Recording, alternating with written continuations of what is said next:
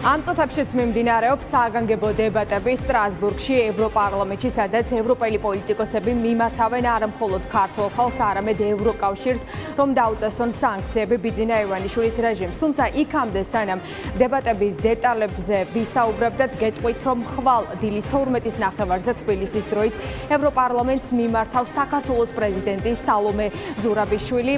ის მიმართავს არა მხოლოდ საქართველოს, არამედ ევროკავშირს, რომ დაეხმარონ ქართულ ხალხს და რეალური სანქციები დაუწესონ ბიძინა ივანიშვილის არ აღიარებულ რეჟიმს. რაც შეეხება უშუალოდ დებატებს, ევროპელი პოლიტიკოსები და ის ევროდეპუტატები, რომლებიც რამდენიმე დღის წინ თბილისში იმყოფებოდნენ და უსმენდნენ ქართულ ხალხს, ძალიან ღიად სტრასბურგის ევროპარლამენტის ტრიბუნიდან მოუწოდებენ ევროკავშირს, რომ დაუწესონ რეალური ტარგეტირებული სანქციები იმ ადამიანებს, რომლებიც პასუხისმგებელნი არიან საქართველოში ადამიანის უფლებების გაუარესების გამო და მშვიდობიანი მოქალაქეების, ჟურნალისტებისა და ოპოზიციონერი პოლიტიკოსების წინააღმდეგ განხორციელებული ძალადობის გამო. ევროპელი პოლიტიკოსები ამბობენ, რომ ქართველი ხალხი ახლა იბრძვიან საკუთარი მომავლისთვის ევროკავშირის, ასე ვთქვათ, დროშებით ხელში, მოუწოდებენ ევროკავშირს, რომ დადგნენ ქართველი ხალხის გვერდით და ასევე ევროპელი პოლიტიკოსებიც მოუწოდებენ ბრიუსელს, რომ გამოფხიზნან, რადგან ამ ომში რუსულმა რეჟიმმა არ უნდა გაიმარჯვეს.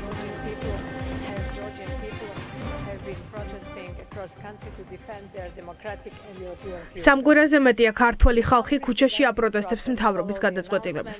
უპრეცედენტო პროტესტი მოჰყვა საქართველოს მთავრობის გადაწყვეტილებას შეჩეროს ევროკავშირთან გაწევრიანების მოლაპარაკებები 2028 წლამდე. ეს არის მთავრობის პოლიტიკის მკვეთრი ცვლილება, რომელიც ქართველი ხალხის უმრავლესობის გადაწყვეტილებას ეწინააღმდეგება. პირველად ვხედავთ ქვეყანას, რომელმაც მიიღო ევროკავშირის კანდიდატის სტატუსი და დაუყოვნებლივ იცვლის ევროპულ გზას. მდგომარეობა საქართველოში უარესდება. ბოლო 2 კვირის განმავლობაში 450-ზე მეტი პირი დააკავეს. დაახლოებით 300 პირის მიმართ განხორციელდა ძალადობა და უხეში მოპყრობა. ბევრს დასჭირდა გადაუდებელი სამედიცინო დახმარება.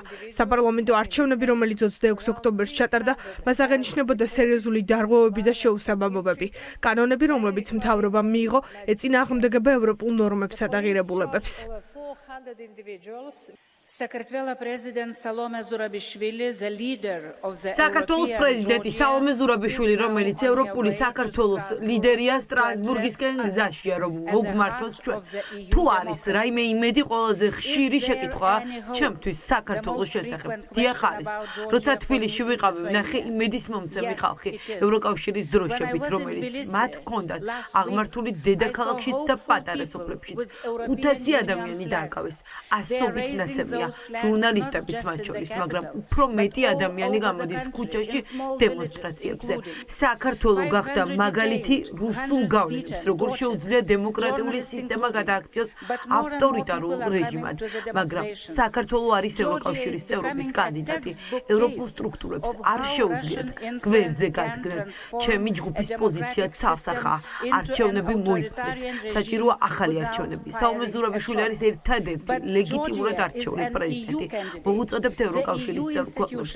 საჭიროა ინდივიდუალური სანქციები მათ მიმართ, ვინც პასუხისმგებელია არჩევნების მიტაცებასა და ძალადობაზე. ვთხოვ ევროკავშირს, არ მისცენ პუტინს და მის მსახურებს საშუალება მოიგონეს ომი. I too just got back from Tbilisi, and what I saw there was honestly bone-chilling.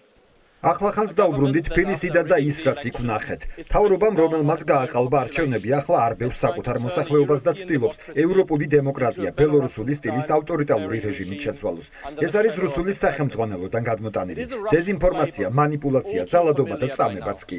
ქართველი ხალხი თავიანთი თავისუფლებისთვის და მომავლისთვის იბრძვის. ქართველი ხალხი მათ სიცოცხლეს წირავს ამ ლურჯი დროშისთვის, რომელზეც ოქროსფერი ვარსკვლავებია გამოსახული.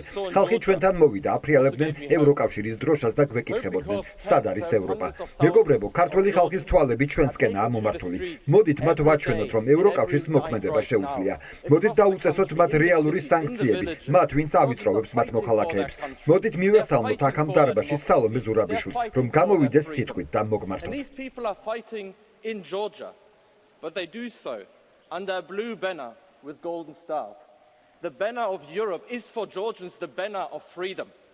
And Georgians are risking their lives for this blue ეს მთავრობა უბიძგებს საქართველოს პირდაპირ რუსეთისკენ დაუარესებენ ურთიერთობას ევროკავშირთან. ქართველები გამოდიან სლოგანით გაიღვიძე საქართველო. ჩვენ კი გამოვდივართ სლოგანით გაიღვიძე ევროპა. ბევრი რამ შეიძლება მოხდეს 29 დეკემბრამდე. რას ველოდებით, რომ სისხლი დაიღვრება, რომ პრეზიდენტი ზურაბიშვილი ციხეში ჩაჯდება, ისევე როგორც პრეზიდენტი სააკაშვილი. ჩვენ უნდა დავაწესოთ სანქციები ახლავე. სტრასბურგის პარალელურად მოვლენების ეპიცენტრია ბრიუსელი, სადაც კვლავ მიმდინარეობს მსჯელობა საქართველოში განვითარებულ პროცესებთან დაკავშირებით. ამჯერად ბრიუსელში შეკრებილნი არიან ევროინტეგრაციის მინისტრები და მსჯელობენ ზოგად საკითხთა საბჭოს ფარგლებში საქართველოში განვითარებულ პროცესებზე. მინისტრებმა ევროინტეგრაციის საკითხებში კიდევ ერთხელ გამოუცხადეს მხარდაჭერა გუშინ ევროკავშირის საგარეო საქმეთა მინისტრების გადაწყვეტილებას, რომ დააწესეს დიპლომატიურ პასპორტებზე სანქციები. თუმცა მინისტრები ამბობენ, რომ ეს საკმარისი არ არის, ეს არის პირველი ეტაპი და ახლაც გაგრძელდება მსჯელობა ტარგეტირებულ სანქციებზე იმ პირების წინააღმდეგ, რომლებიც პასუხისმგებელნი არიან საქართველოში ადამიანის უფლებების დარღვევის გამო და მშვიდობიანი დემონსტრანტების წინააღმდეგ განხორციელებულ ძალადობაზე. შესაბამისად, მსჯელობა დიპლომატიური პასპორტების წინააღმდეგ სანქციების დაწესებით არ შემოიფარგლება და ბრიუსელი გააგრძელებს უფრო მკაცრი ზომების გატარებას. I'm deeply concerned by the situation in ძალიან შეშფოთებული ვარ იმ ძალადობით, რომელიც საქართველოში ვნახეთ. ძალადობა მშვიდობიანი პროტესტანტების, ჟურნალისტების და ოპოზიციონერი პოლიტიკოსების წინააღმდეგ ღრმად შემაშფოთებელია. ამიტომ დღეს ვისაუბრებთ საბჭოს გადაწყვეტილებასთან დაკავშირებით, სადაც დავგმობთ ქართული ოცნების ქმედებებს.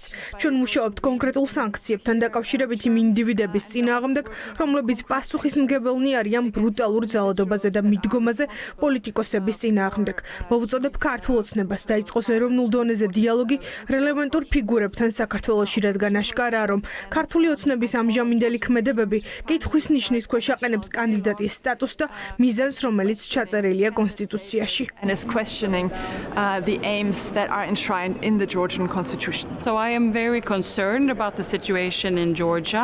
ძალიან შეშფოთებული ვარ საქართველოში განვითარებული პროცესებით. ძალიან მკაფიოა, რომ რეჟიმი მოქმედებს ევროპული გზის საპირისპირო მიმართულებით. მე სრულად ვუჭერ მხარს სანქციებს და სხვა ზომებს, რომელიც შეიძლება მივიღოთ რეჟიმის წინააღმდეგ.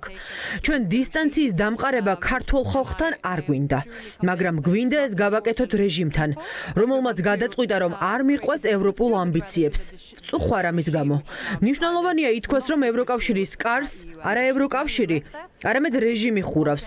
რაც გუშინ ითქვა, არის ერთი უმნიშვნელოვანესი ნაწილი შეთანხმებისა, რომ ჩვენ ვუწესებთ შეზღუდვებს დიპლომატიური პასპორტის მქონე პირებს.